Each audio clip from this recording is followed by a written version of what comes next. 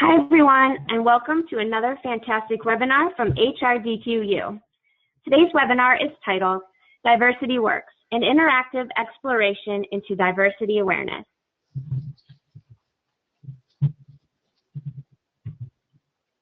My name is Asia, and I will be your host. The webinar will last about an hour, so we'll be moving pretty quickly to get everything in.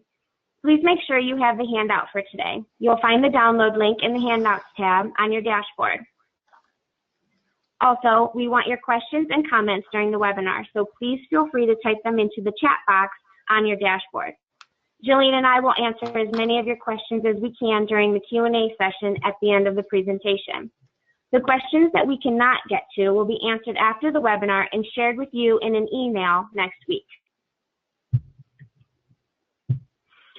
I am very excited to have Jillian Douglas here with us today.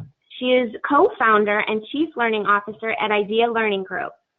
With more than 20 years of experience in adult education, Jillian has a passion for conceptualizing and delivering operational, managerial, and leadership-focused employee development programs. In addition, she facilitates classroom learning and leads speaking engagements on a wide variety of topics related to adult learning and development. Jillian is also the co-author of the book, Let Them Choose, Cafeteria Learning Style for Adults. Today, Jillian is going to discuss with us her very popular diversity product, which is available in the HRDQ store called Diversity Works. It's an interactive, in-person workshop kit that very effectively brings awareness of diversity and inclusion concepts into your workplace. You are going to want to buy this kit after today's webinar, trust me. So stay tuned until the end because I will be giving you a very special discount offer on Diversity Works and the link to find the product in our store. So welcome, Jillian. Nice to have you here today. Thanks, Asia. Good to be here. Well, we are very excited to learn more about Diversity Works and how it will help bring diversity awareness into the workplace. Are you ready to get started? Yeah, let's do this. All right. All right, so we're going to talk about Diversity Works, and the concept here is choose, explore, engage. And the choose part, giving learners choice, is a really important part of the way that we designed this product. So it is very much about learner accountability, and that as a learning expert, as an instructional designer, is what I know really helps to fuel learning. So that's a big part of how this model was built. So we're going to go ahead and get started.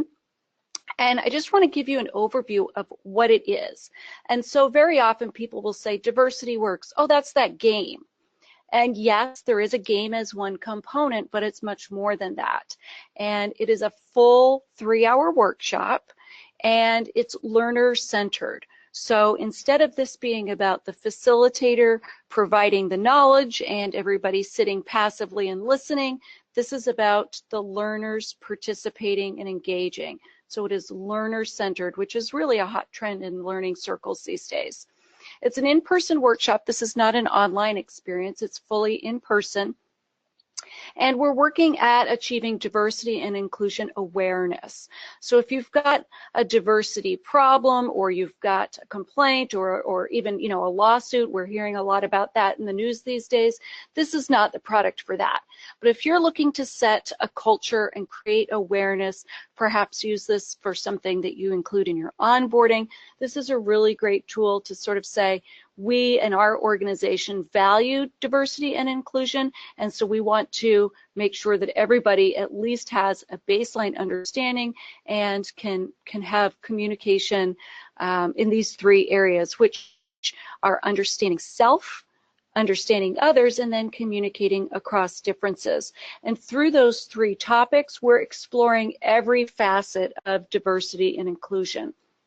So I'm going to show you how that's done in a few minutes here. All right, so like I said, this is not about the facilitator standing in front of the room with a PowerPoint where they're just describing concepts, or where they're saying, all right, let's all do this one activity now.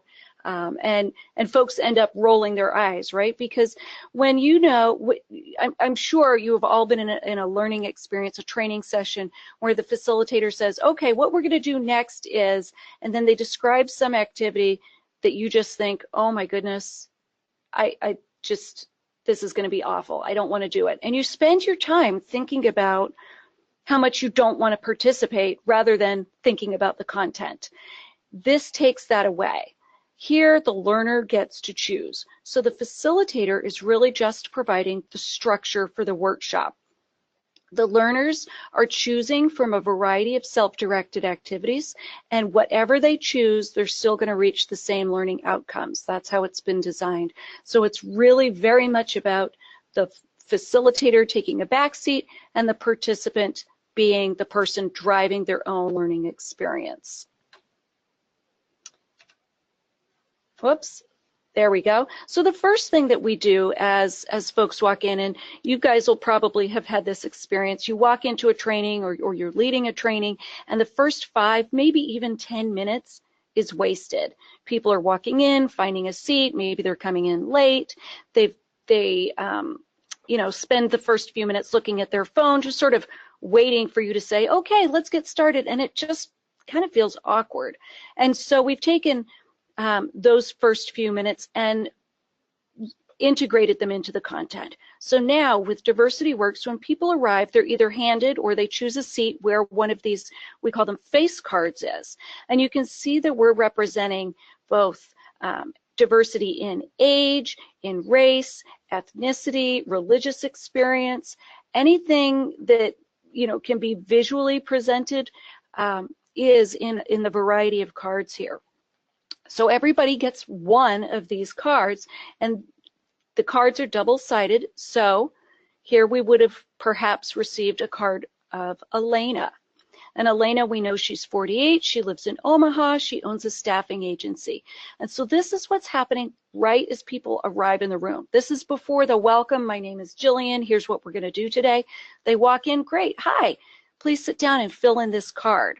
So they answer these questions, things like, what kind of music does this person like? Do you trust them? How much education have they received? So this is an activity for them to do immediately. And of course, what this does is allow us to have a conversation about unconscious bias. So there are talking points in the facilitator guide that walk you through this, but instead of saying unconscious bias is the tendency all humans have to, form judgments about, right? Instead of just describing it, and everybody in their head is thinking, yeah, but that's not me. We are exposing them and having them experience their own unconscious bias, which is a far more impactful experience. So really, if anybody has written anything, either positive or negative, they are demonstrating their unconscious bias. Really, the only potentially right answer is to just say, I don't know because I haven't met Elena, so I can't answer these questions. And I've never, in all the time we've been doing this, seen anybody do that. But we all, for good or for ill, have unconscious bias, and we all form impressions about people. All we're doing here is pointing that out and having them experience their own unconscious bias. So that's how we borrow back those first few minutes of the workshop. And after that, then we say, welcome. Hey, my name is Jillian. Welcome to the Diversity Works workshop. Thanks for participating in that activity. Today's workshop is a little bit different than what you normally experience. Let's go ahead and get started. So that's how we start the workshop. The next thing that we do is show them a little video, and this is just a screen grab from the opening scene of that video, and it's included in the kit on a USB stick. And this is just a 2-minute video that says, you might have noticed when you walked into the room, things look a little different, right? It's not rows of tables and chairs the way you would normally see. It's stations, there are activities, there are resources set up around the room. And don't worry, most people think, oh gosh, what am I going to have to do? Am I going to have to do something that makes me feel uncomfortable or is embarrassing? I don't want to do this. So this video is meant to set them at ease and say, it's okay. You're not going to be made to do anything you don't want to do. You're in control of your learning, and here's how it's going to work. So it's just a really quick video, just 2 minutes long, to give that overview. Once we've set their mind at ease, then we start walking through the detail of the workshop. And we hand out this thing that we call a menu, a learning menu. And you'll see those 3 tracks I mentioned earlier: understanding self, understanding others, and communication.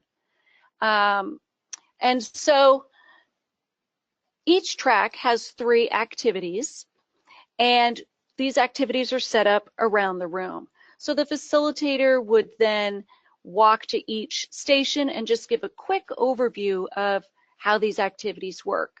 You can see that there are icons there, either individual, pair, or small group.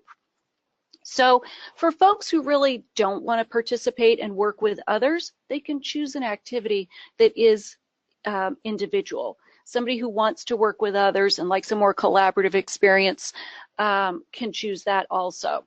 So we say choose at least one activity from each track. So if you're going to be in the understanding self track, choose one of these.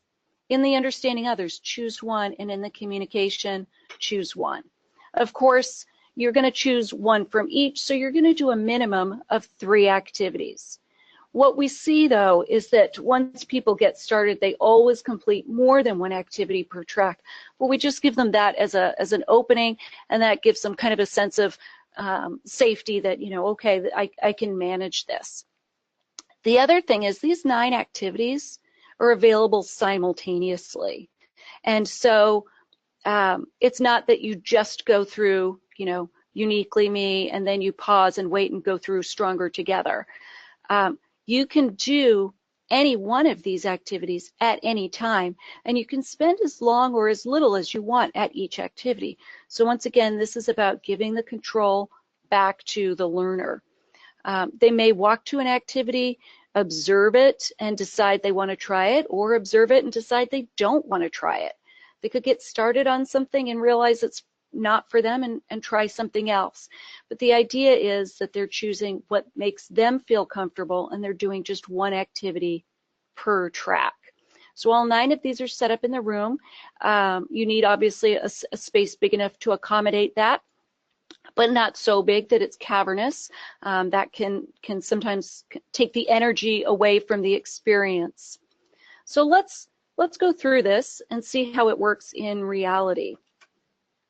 We've got 3 participants, and so what I'm going to ask you to do is in the chat box, since this product is very much based on learner choice, and today you are the learners, I'd love to hear from you guys which participant we should start with, Jared, Shreya, or Daliana. So if you could go ahead and put that in the chat box, that would be super.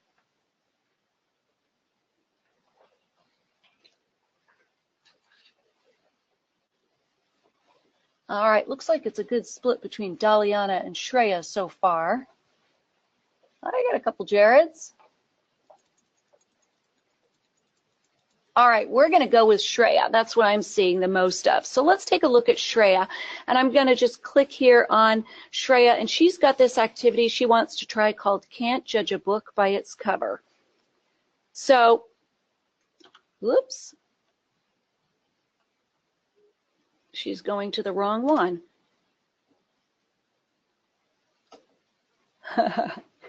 Asia, if you could get me back in. There we go.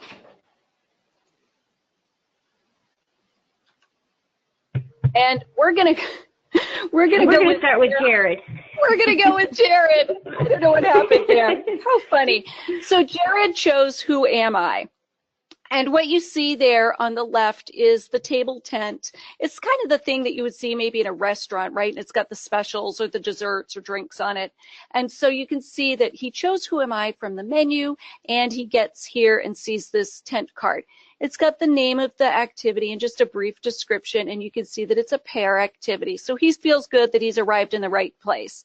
He flips over that top card and he gets this activity overview.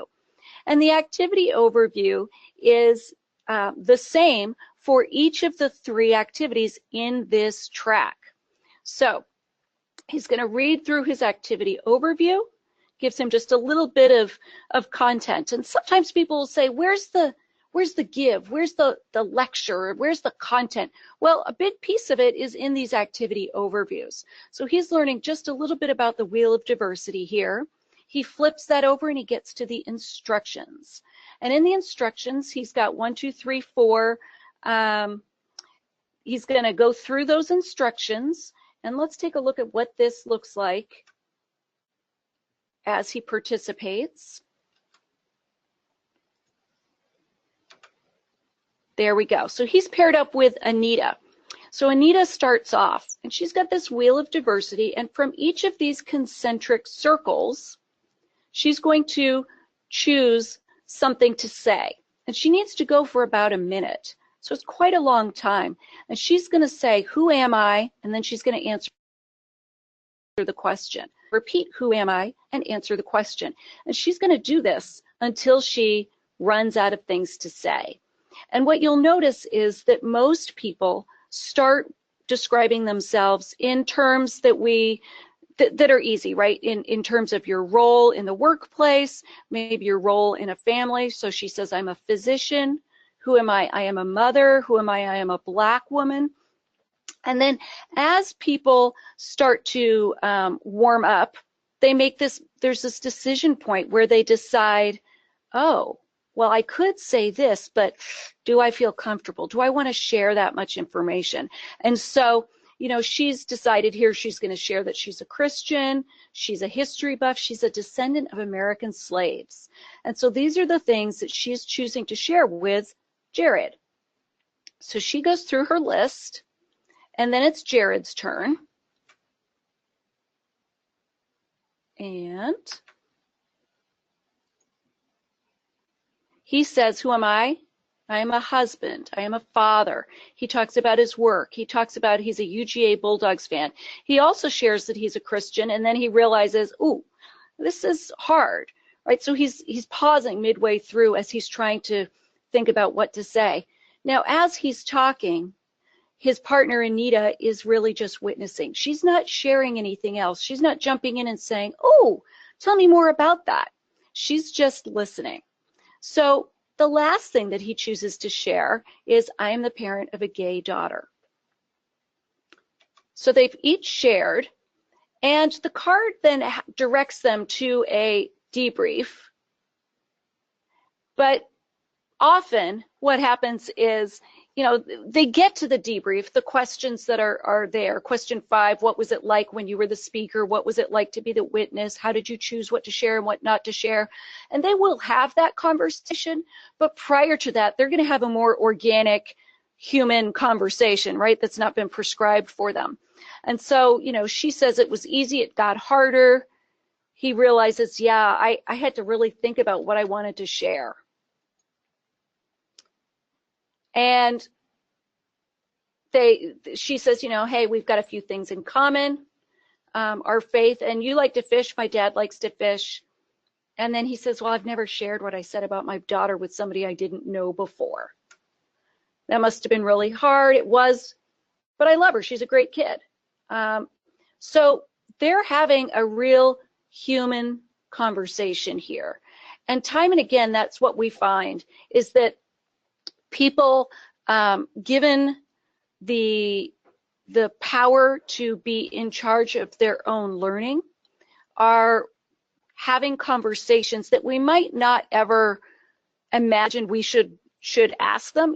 Share something personal that you've never told anybody before. If we had directed that, of course he wouldn't have felt comfortable. But because of the framework, he felt like that was something that he was willing and able to share, and she was receptive to it. So this works really well. This is one of the activities. Now, of course, you can see over on the right, part of the instructions, number 5 and number 6, we have some additional things that we want them to discuss, and they will get to that. All right, so let's go back to our participants here. Let's try Daliana and case by case.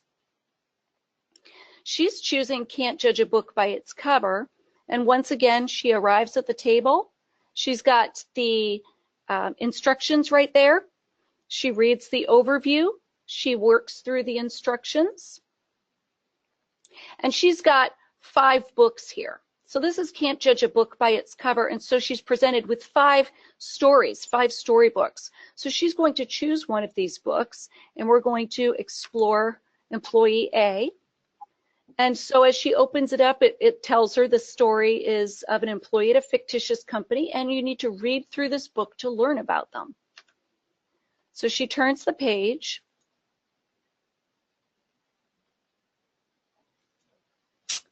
I seem to be getting sometimes my page is going and sometimes it's not. Asia, can you, there we go. So fact number 1. So again, you can see we're returning to this wheel of diversity. The wheel, by the way, is a pretty standard D&I tool, and it's used with permission from SHRM, the Society for HR Management. So here you can see that we've highlighted management status in the organizational dimension. And so the fact that relates to that about this employee is, I work as a senior manager. Fact number 2, whoops, I've worked in the industry for 10 years, so they're choosing seniority.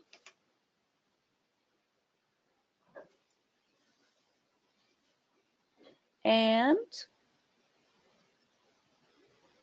it says at this point, pause, okay? And with your partner, discuss your impressions of me so far. So Shreya is saying, I have a pretty different experience from people who work in management, but I've seen plenty of patients with high-stress jobs that sometimes create chronic health issues.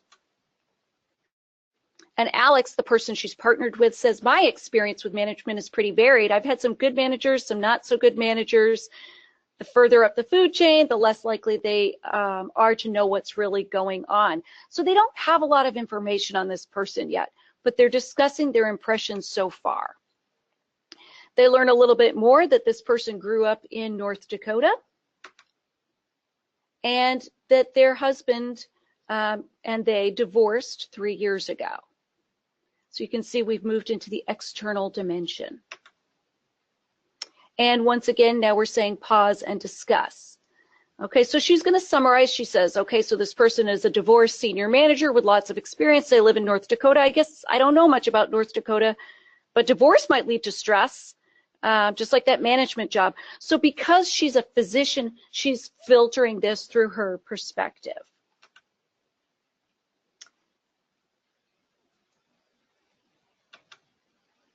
And Alex says, yeah, there's not a lot to go on. I'm pretty good at reading people.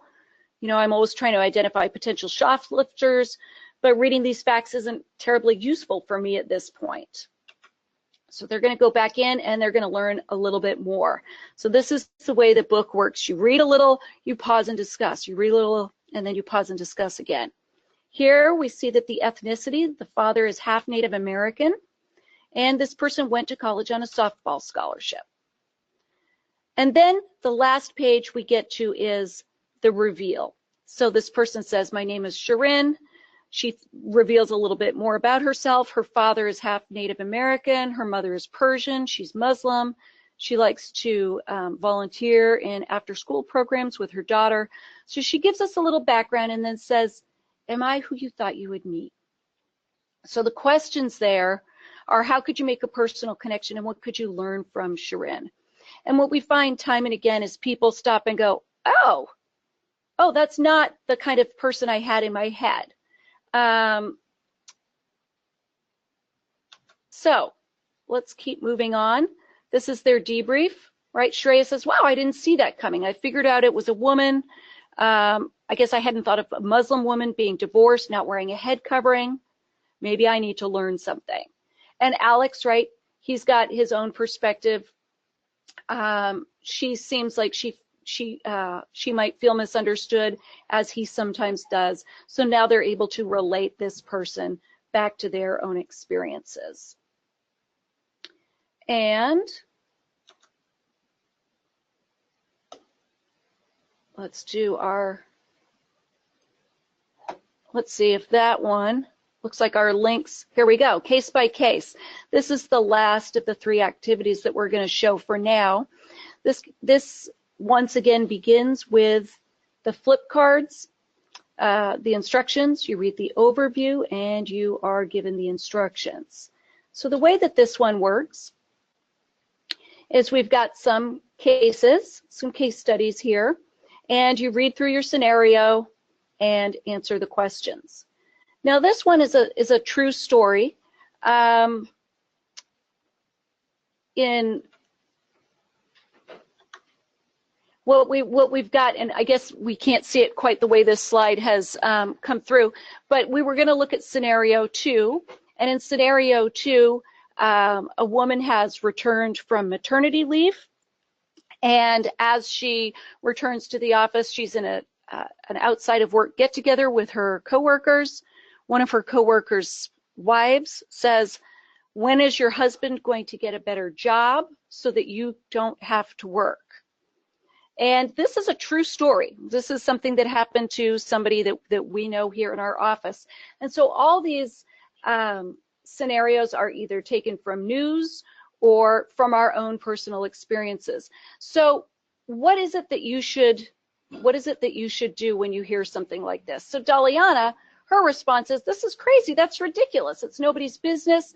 I would just quit." And so you can see Daliana's response is quite emotional.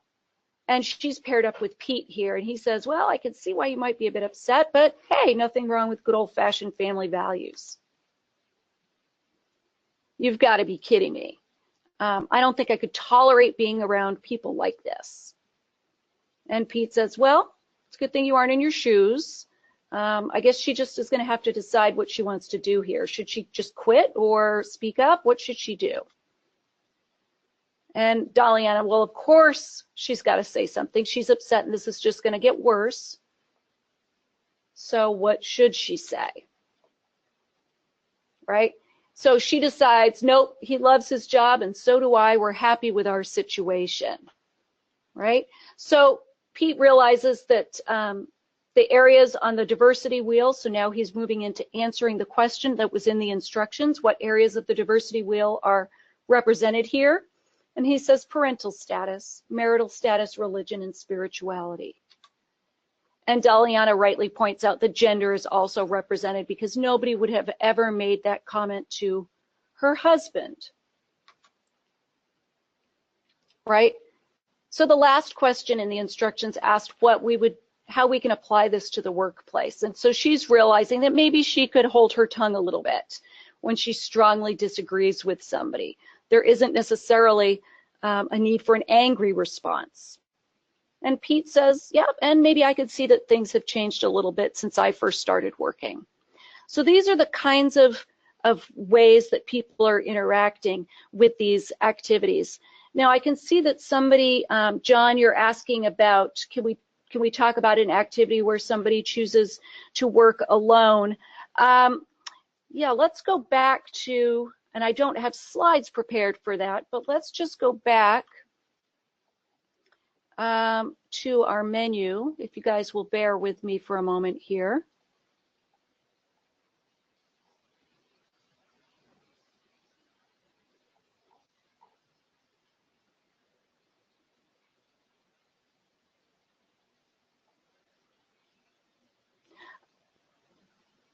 There we go.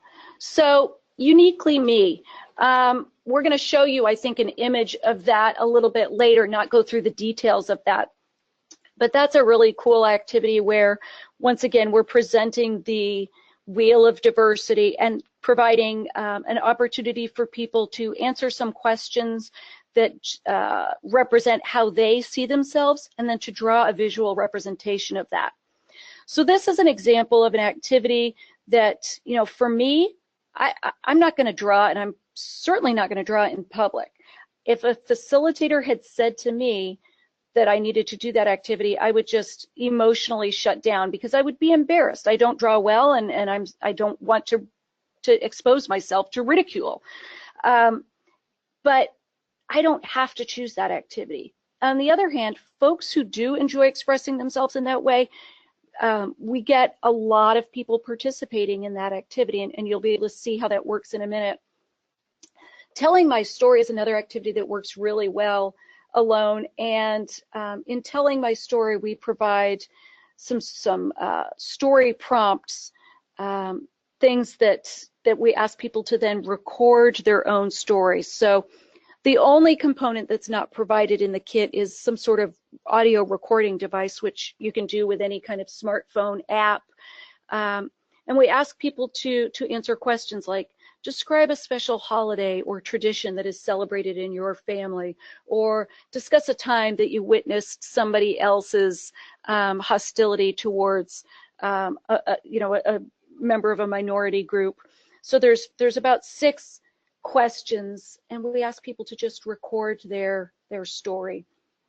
And I'm sure you guys have all seen trainers bringing in, say, movie clips or something from a little YouTube to tell a story, and use that storytelling as a really powerful tool for creating an emotional response in the learning environment. It really works well. However, when you pull in a clip from a Hollywood film, we know that it's a Hollywood film, and it doesn't, we're disconnected from it to some degree. But when you hear the story of one of your coworkers or one of your peers, that connects for people in a very visceral way. And so so we find that works really well. We often will seed those stories so that people, if they don't want to share a story, can just sit down and listen to a story that's already been presented from one of the facilitators. So I'm going to, because we moved through our slides and we went back, I'm just going to jump to where we were. And I'm going to bring you here.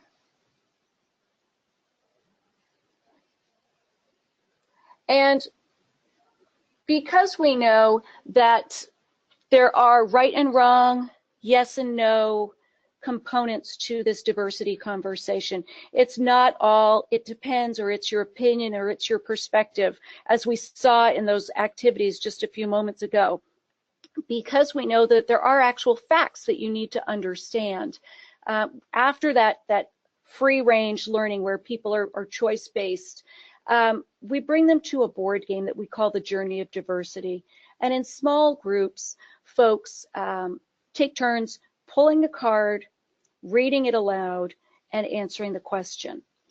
So if you get the answer correct, you get to roll the die and move your pawn. And if you don't get the answer correct, you just don't move your pawn.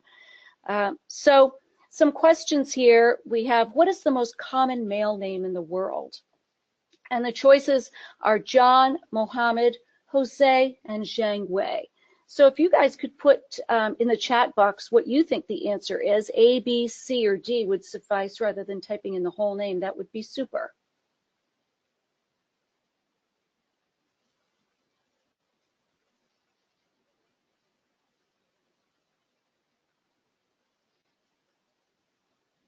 So we've got a variety of answers. Not a lot of people with A. I see B's and D's. And yeah, Mohammed, answer B is indeed correct. So what we find, though, with the participants who work through this is that most people do choose John, and it's likely because they know a fair number of Johns. And so that then provides an opportunity for them at their table as they're working through this game to have a conversation about, gosh, if the answer is Mohammed and I don't know many or any Mohammeds, how is that, right? And so that is an interesting conversation that begins at that table. So there's a variety of questions here. The one that I just read to you, there's also to the left of that, a smile can have different cultural meanings, true or false. So perhaps a little bit simpler. And then some that are perhaps more of a mini case study. The one that you see on the bottom right is a story from the actual news where a woman is wearing religious headwear for her first day of work, and the security guard who's taking her badge picture asks her to remove it, which of course she can't do. And so how is that situation resolved. So this component of the game is meant of the workshop is meant to bring in the actual fact-based content. So this is really part 2. All right.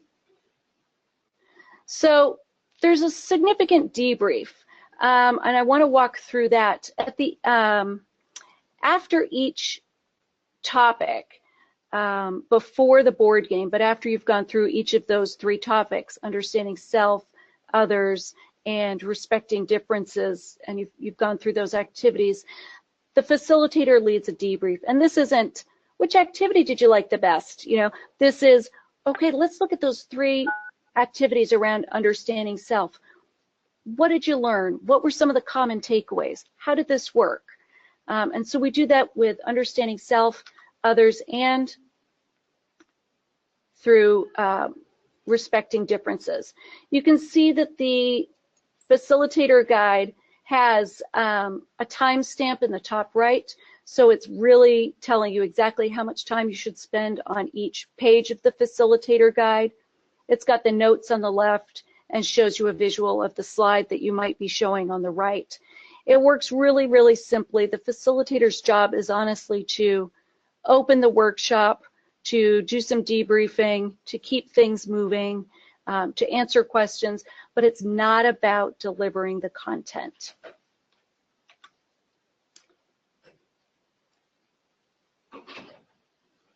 We also have a simple evaluation, both a pre-evaluation and a post-evaluation that's included. And this is an overview of the workshop again. It comes with a setup guide, so when you open the box, it tells you right on top everything that should be in the box. It's got all the kit contents. Everything's in envelopes, so there's lots of moving parts, and all those moving parts are labeled and separated into envelopes, so it makes it really easy to both set up and take apart. It's got the facilitator guide with the talking points, the USB stick with the video and the slides, and like I said, each of those envelopes that explains exactly how to set up the room.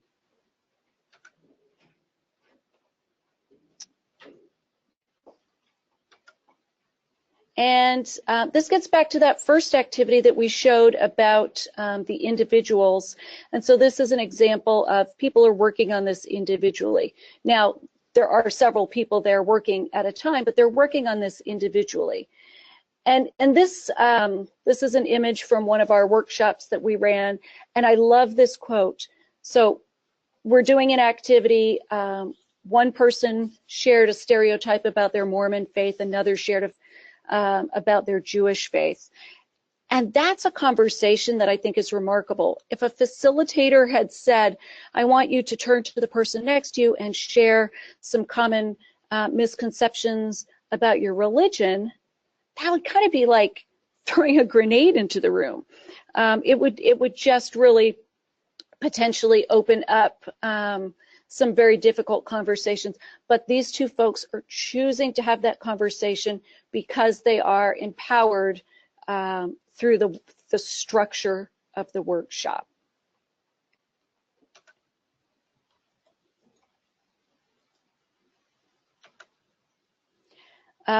This is an image from that activity where we're telling my story. So this is a gal who is either perhaps listening to a story that somebody has already recorded, or she may be recording her own story and reflecting on what she's about to say. And again, folks, this is resonating with folks.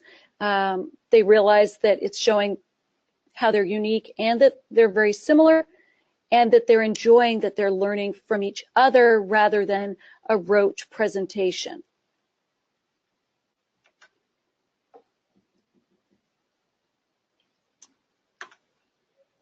This is, sorry, we'll go back one slide. This is an example of the Communicate with Care activity, and this was folks partnering. They've got a large poster, they roll a die, and then they're answering questions about how they would react and how they might actually respond, and the difference between the appropriate reaction, the gut reaction and the appropriate response. And so you can see that this is a highly experiential workshop where folks are connected with each other and really connected with the content. All right, Asia. Thanks, Jillian. It was great to learn all about that product. So thank you for that detailed explanation and walking us through it. It was good. So it's almost time for Q&A. We have some good questions that are coming in. Thank you to all of those that have been, putting in your questions, but keep them coming. We're going to go ahead and answer as many as we can.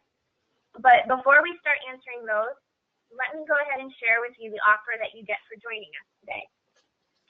So I'm sure you all found the Diversity Works workshop kit as interesting as I did, and will want to try it immediately in your organization or with your clients. So our special offer for attendees only is a 25% discount off the workshop kit. That includes everything you need, a setup guide, the facilitator's guide, and the activity and participant materials all in one convenient box. So that's enough materials for up to 25 participants. The retail price is $1,999, so you'll save almost $500 with this special offer. As with all the products you will find in the HRDQ store, Diversity Works comes with a 30-day, no questions, money-back guarantee. So if it doesn't work for you, you can send it back for a full refund. But please remember, this offer is only good for 2 weeks. So if you have any questions, do not hesitate to call our customer service team. You'll find, you should be able to see a new handout in the dashboard with all the details about our special offer. If you do not get it today, we'll go ahead and send it via email so you won't miss out. It includes the coupon code and the link to the Diversity Works in the HRDQ store.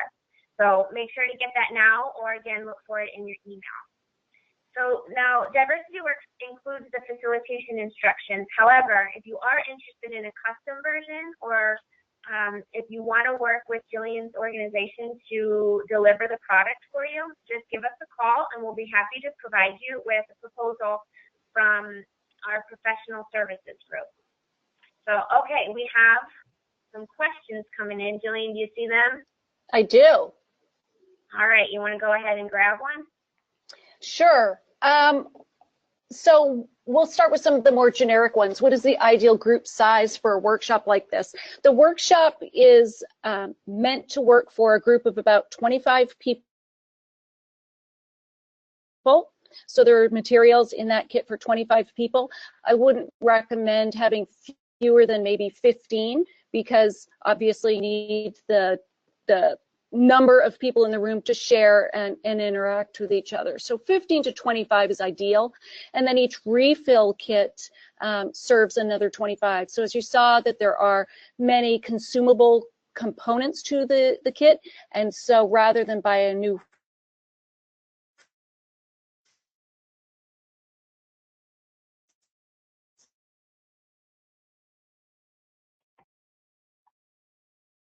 full kit, you just need to buy a refill kit in the training material. Yeah, you saw today, all the examples that I shared are all included. So what's your experience like using this with a very heterogeneous group? Well, I think that a group of, 60 plus white male senior partners, you're not going to have the same experience as if you had, a more age, gender, racially diverse group. These guys probably have a fair amount in common, but they don't have everything in common. And they may find that there are some startling things that they learn about each other.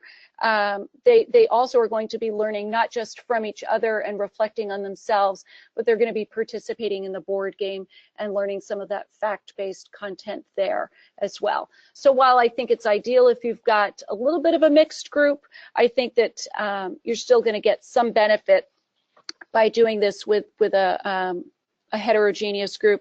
Certainly, I think more bang for your buck than bringing in a professional diversity speaker and where we're just sitting and listening to somebody who may be a dynamic facilitator, but doesn't have us doing the work, right? It's us hearing their story, which I think is a feel good in the moment, but not necessarily really hands-on, which I certainly prefer. Yeah, so do you sell replacement parts? And so, like I said, there are refill kits, and those refill kits, I think, are $500. So everything that you you need is in there. Let's see.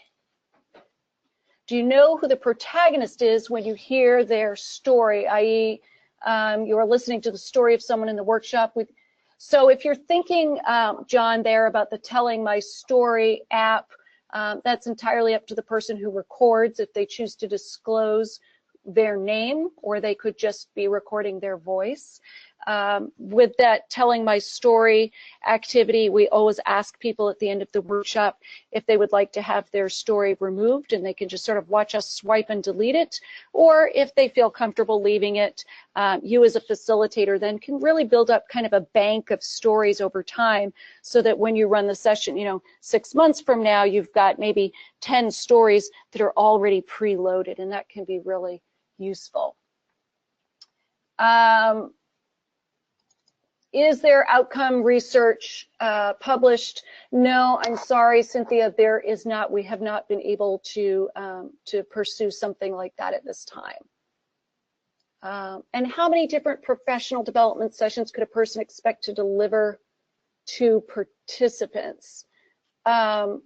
I'm not sure I understand the question, but the kit itself serves one group of up to 25 folks, and then you would purchase the refill kits. So you could facilitate that as many times as you wanted with refill kits. So I think there's a question here. Do individuals share back the activities that they do independently? Yes, they would do that. If you're doing an independent activity, all the activities have embedded within them some questions at the end, which if you're working with somebody else would be a discussion question, and if you're working alone, it would be a reflection question. But at the end, when we have completed all those activities, just prior to moving to the board game, the facilitator is leading a debrief. And so at that point, those who participated in individual activities would have an opportunity to share their thoughts and their experiences if they so choose, right? Some folks may just feel very, they may be shy, they could be introverted, and really prefer to learn in a more reflective way rather than in a collaborative way. So I think those are the questions. I have a question, Jillian. Yeah. So diversity, you know, it can be a touchy subject sometimes, and to one person, something that they say might not be, you know, inappropriate to them, but it might be very inappropriate and sensitive to another person. So what happens if somebody says something inappropriate? Right. Well, you know, and we have seen that from time to time. It's interesting, each time that has happened, you know, and as a facilitator, I am walking the room and looking and listening for those things. Obviously, I'm not going to catch everything. But what I do see is because the participants have been given control of their own learning, they tend to speak up and say something immediately. And I've heard people say, I'm sorry, that makes me uncomfortable, or that's not appropriate, or I've seen 2 or 3 people say, you can't say that here, that's not cool. And so participants, it's not a passive experience, it's a very, very different kind of learning experience where they are taking accountability for their own learning. And so, you know, that's been my experience. Mm-hmm. And then we have another one. Oh, sorry. Go ahead. Paul asked, did you talk about how long this school content is? How long does the class last? Yeah, it's designed to be a 3-hour workshop, and that's from beginning to end. We have occasionally had folks say, well, gosh, I don't have 3 hours. That's tough for me. And we have seen it successfully used where people will break it maybe into 2 parts and do the choice-based, activity-based learning on one day, and then do the board game and some of the other components on another day. So that's an option. Of course, we designed it to all fit together, but the reality of life means that sometimes that's not necessarily going to work. Mm-hmm. Well, good. Those were all insightful questions, but I think that's all we have that came through. So I think, I think we tackled all the topics, and we really did a good explanation of this game. So if there's any questions that are left over, you can contact HRDQ customer service or Jillian, and we'll be more than happy to answer them for you. So thank you, Jillian. It was a pleasure having you here today. Thank you. And a big thanks to everyone who joined us. We appreciate your time, and we hope you found today's webinar very informative. Don't forget to take advantage of the special offer on Diversity Works. Have a wonderful week, and we'll see you next Wednesday for our next webinar titled Leading a Remote Team, Rally Your Virtual Team to Optimal Efficiency and Productivity. Bye, everyone.